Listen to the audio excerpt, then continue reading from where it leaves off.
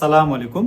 একজন গর্ভবতী মহিলার গর্ভের বয়স 18 সপ্তাহ থেকে শুরু করে 22 সপ্তাহের মধ্যে একটা বিশেষ ধরনের আলট্রাসোনোগ্রাফি করতে হয়। এই আলট্রাসোনোগ্রাফিটাকে বলা হয় অ্যানরমালি স্ক্যান। এই অ্যানরমালি স্ক্যানের সাহায্যে বাচ্চার শরীরে যে অঙ্গগুলো তৈরি হয়েছে সেগুলোর মধ্যে যদি কোনো সমস্যা থেকে থাকে তাহলে সেটা ডিটেক্ট করা যায়।